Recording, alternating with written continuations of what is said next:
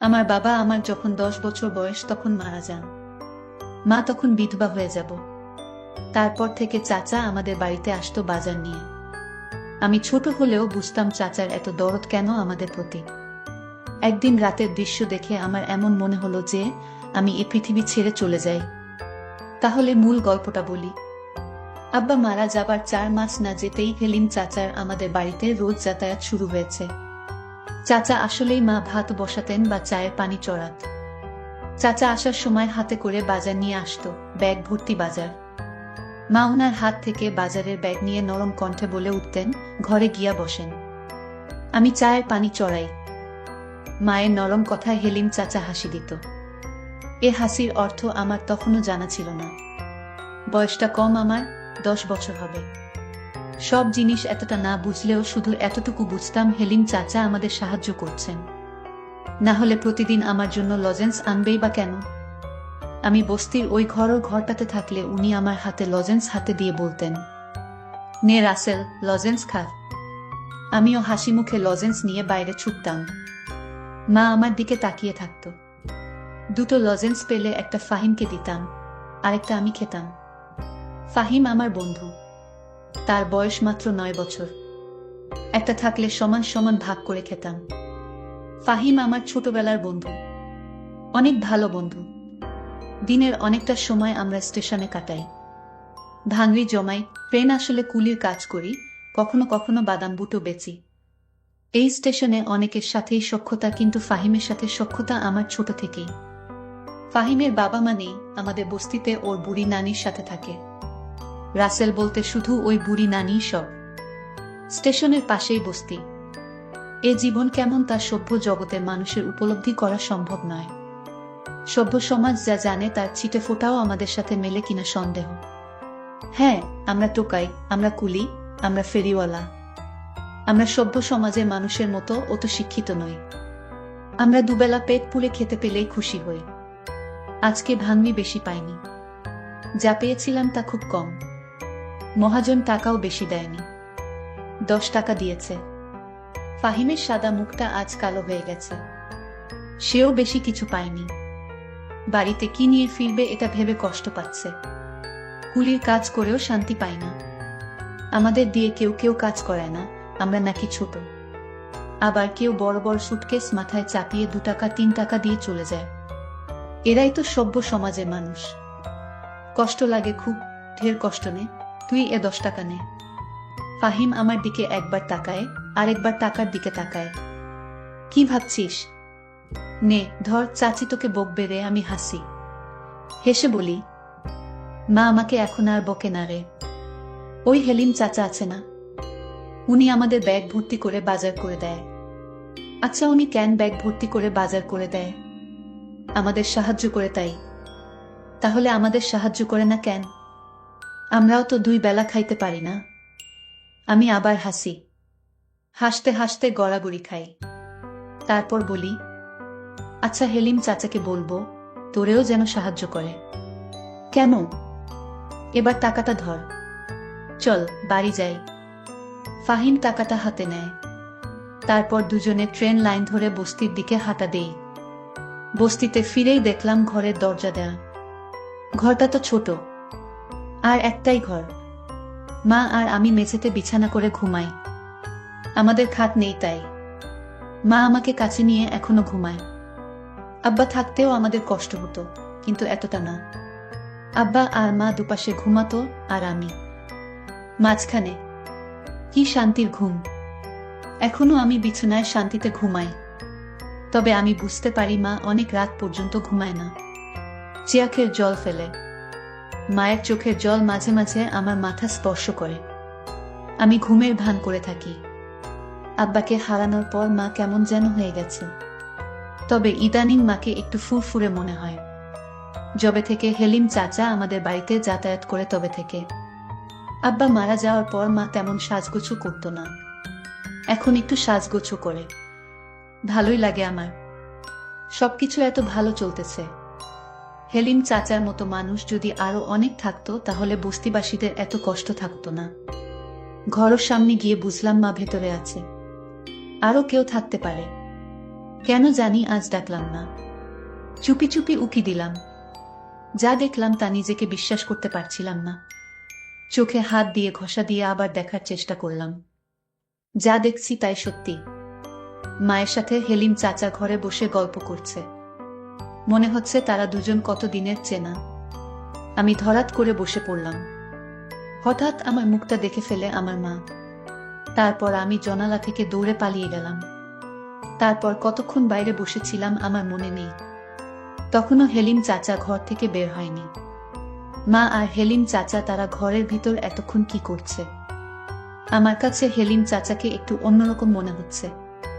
আমি চিন্তা করলাম একদিন আমি জানবো হেলিম চাচা কেন আমাদের এত সাহায্য করে।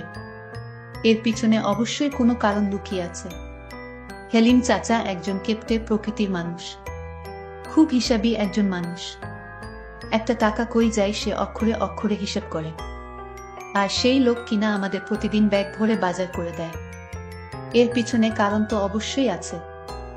হেলিম চাচা মায়ের কাছে কি চায় এটা আমার জানতে হবে। এসব ভাবতে ভাবতেই ফাহিমের ডাকে আমি তার দিকে তাকালাম। অস্ফুটভাবে বললাম, যাবি না? কোথায়? ট্রেন আইতাছে। আমি উঠলাম। বললাম, তুই সামনে যা, আমি আইতাছি। আচ্ছা। ফাহিম এগিয়ে গেল। আমি আরেকবার ঘরে উকি দিলাম। শুয়ে থেকে দুজন যেন কি পরামর্শ করছে। চুপচাপ আমি ফাহিমকে অনুসরণ করতে লাগলাম। কয়েকটা ব্যাগ ধরতে পারলে ফাহিমের আজকের খাওয়াটা হয়তো হয়ে যাবে। আমার না খেলেও চলবে। যা দেখলাম তাতে পেটের ক্ষুধা মিটে গেছে। নিজের প্রতি প্রচণ্ড রাগ হতে শুরু হলো। কেন উকি দিলাম? না দেয়াই তো ভালো ছিল। কেন এত তাড়াতাড়ি ফিরলাম ঘুরতে? এত তাড়াতাড়ি না আসাই তো ভালো ছিল। মনে মনে কপাল চাপড়াতে থাকলাম। সুখের পৃথিবীতে মেঘের ঘনঘটা। রাতে ঘুরতে ফিরে দেখলাম গোস্তের সুগন্ধ ছড়াচ্ছে। আজকের ঘটনার পর আমি বুঝতে পারলাম এ সুগন্ধ নয়, দুর্গন্ধ ছড়াচ্ছে। আমার ভীষণ বমি পাচ্ছিল। নিজেকে ঠিক রেখে ঘুরতে ঢুকলাম। হেলিম চাচা চলে গেছে। হেলিম চাচা যেখানে বসেছিল সেই জায়গাটা দেখে আমার খুব খারাপ লাগছে। মা পেছন থেকে ডাকে, রাসেল। কি রে বাপ, কি হয়েছে তোর? আমি কোনো কথা না বলে চুপ থাকি। মা আবার আমাকে জিজ্ঞেস করে, কথা কস না কেন রাসেল? কি হয়েছে? আমি এবার বললাম, গোস্ত পাইলা কই মা? মা হাসে উত্তর দেয়, তোর হেলিম চাচা দিয়ে গেছে। হেলিম চাচা শুধু আমাগরে কেন দেয়? বস্তিতে আরো মেলা মানুষ আছে তো তাগরে দেয় না, খালি আমাগো দেয় কেন মা? আমার এ প্রশ্ন শুনে মা হতভম্ব হয়ে যায়। হয়তো মনে মনে ভাবে এ কোনো রাসেলকে দেখছি। কও মা, চুপ থাকিস না।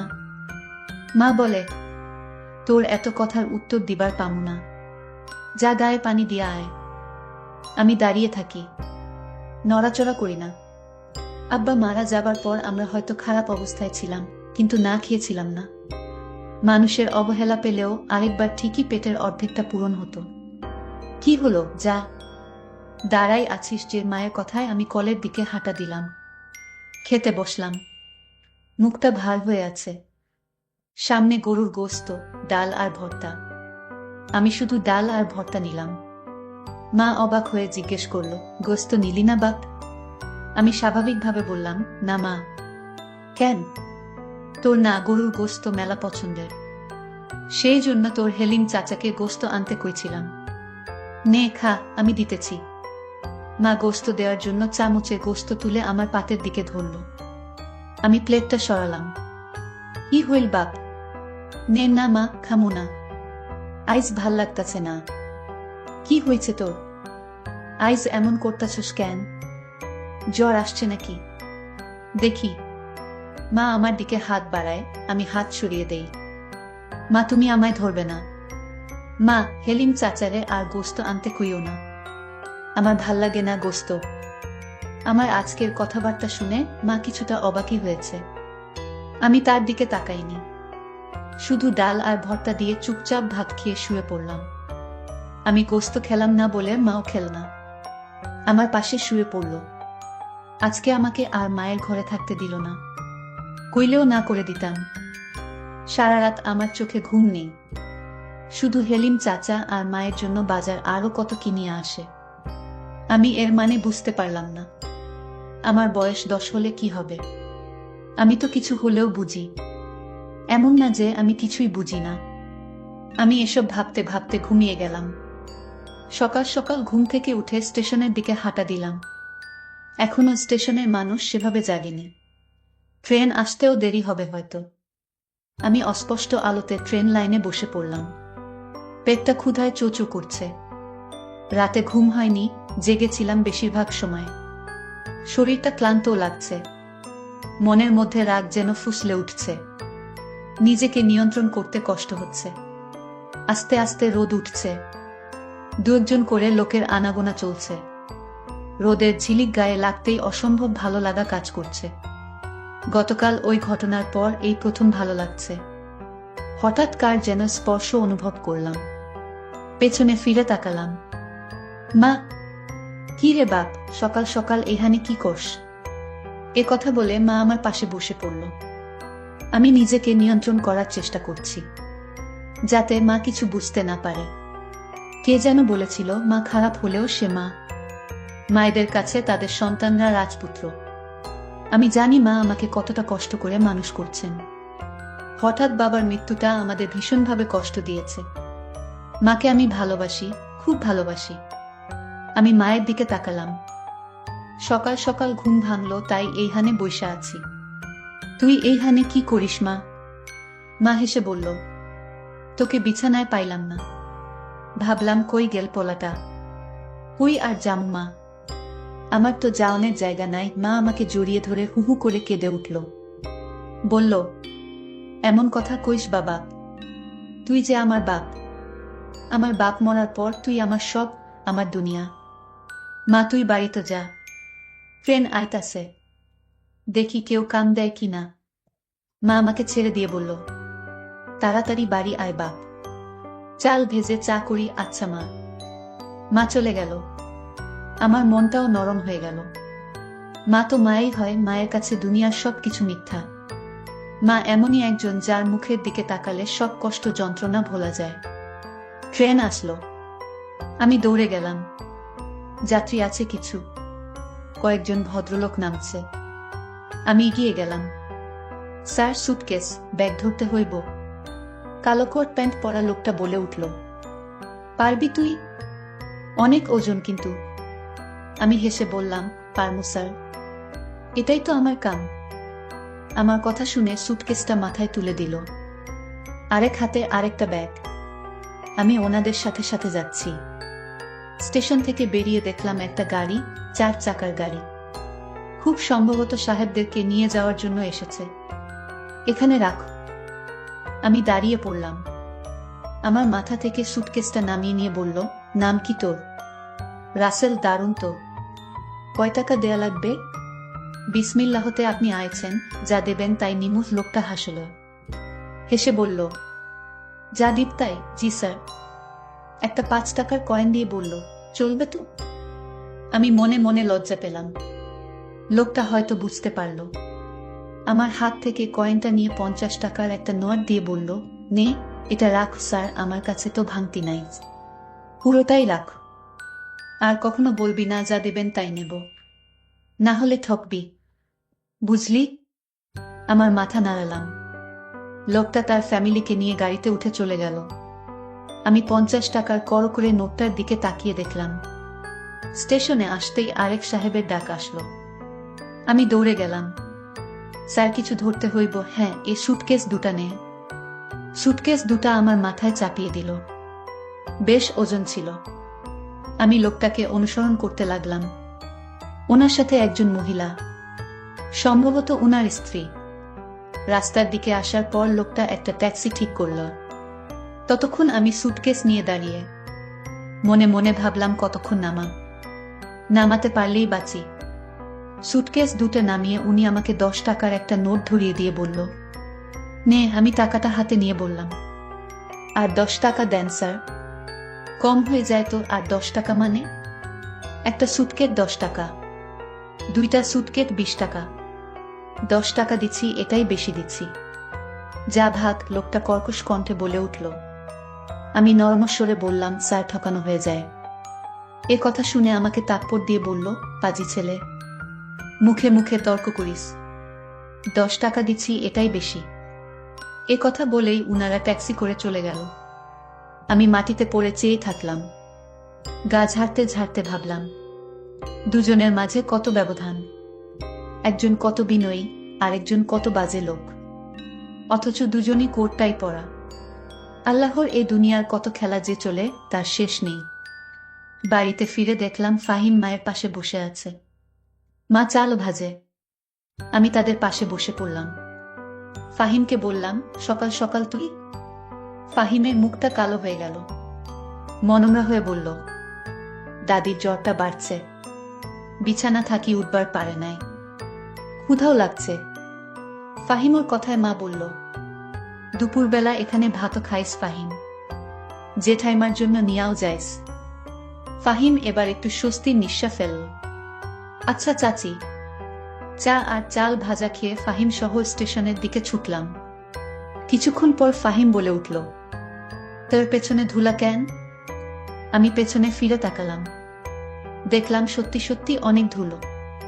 ঝাড়তে ঝাড়তে বললাম, এক সাহেব বেটায় ধাক্কা দিয়ে ফেলে দিচ্ছে।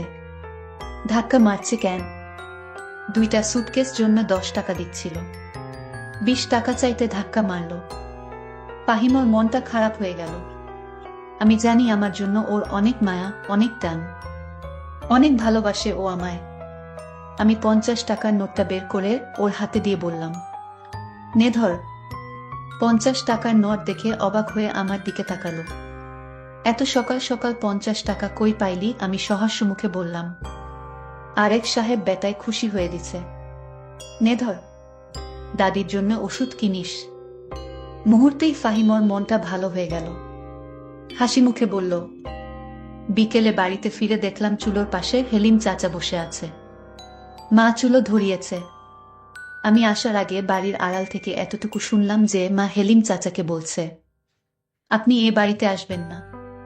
মাইনসের কথা শুনতে হয়, মাইনসি কি তেরে ভাত দেয় পারুল? পারুল আমার মায়ের নাম।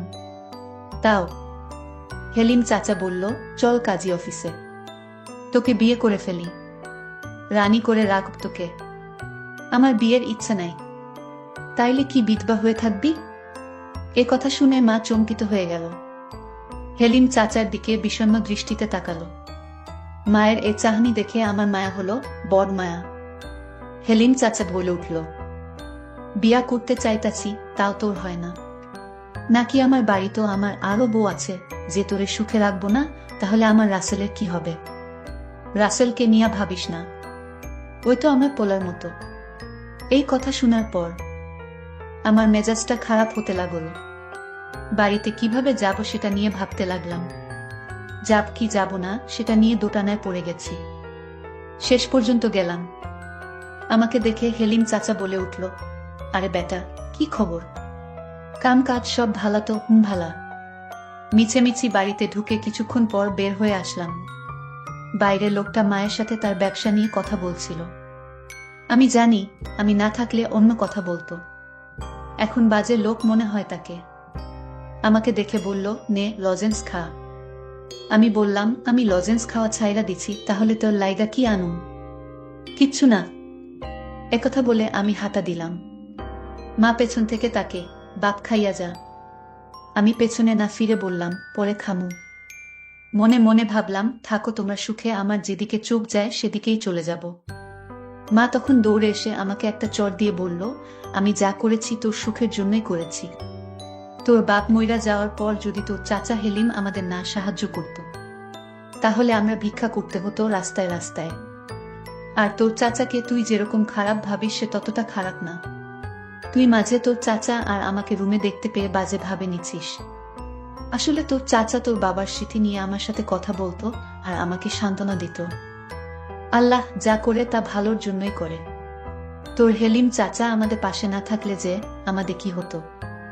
বাপ, তুই রাগ করিস না। হেলিম চাচা বলল, ঠিক আছে ছেলে, যেহেতু চায় না আমি তোমাদের সাহায্য করি, তাহলে আমি আর আসব না। আমার তো বউ সন্তান কিছু নাই। ভাইজান মারা যাওয়ার পর আপন বলতে আপনি ছাড়া আর কেউ ছিল না। আমি তোমার নামে আমার সমস্ত সম্পত্তি লিখে দিয়েছি। তোমরা মা ছেলে ভালো থাকো। আমি চলে যাই। মা তখন আমাকে বলল, বাপ, তুই যেদিন তোর চাচাকে আমার ঘরে দেখে সন্দেহ করেছিলি, ওই দিন তোর চাচা আর আমি পরামর্শ করে আমার নামে সমস্ত কিছু লিখে দিয়েছে তোর চাচা। আমি নিহে চাইনি। তোর চাচা বলল, আপনি আর রাসেল ছাড়া কি আছে আমার, আমি আপনার নামে সমস্ত সম্পত্তি লিখে দিলাম। আর তোর চাচা তো তোর বাপের আপন ভাই, তাহলে তার সাহায্যে পেলে ক্ষতি কি? চাচা তো বাপের সমতুল্যই। তুই আমাদের যেরকম ভাবছিস আমরা আসলে তেমন না, এটা তোর ভুল ধারণা বাপ। আমি কোনো পাপ করিনি। মায়ের কথা শুনে আমি হেলিম চাচাকে জড়িয়ে ধরে কাঁদতে শুরু করলাম আর বললাম, চাচা, আমি তোমাদের ভুল বুঝেছিলাম, মাফ কইরা দিও আমায়। বন্ধুরা, গল্পটি কেমন লাগলো তা কমেন্ট করে জানাবেন। ধন্যবাদ।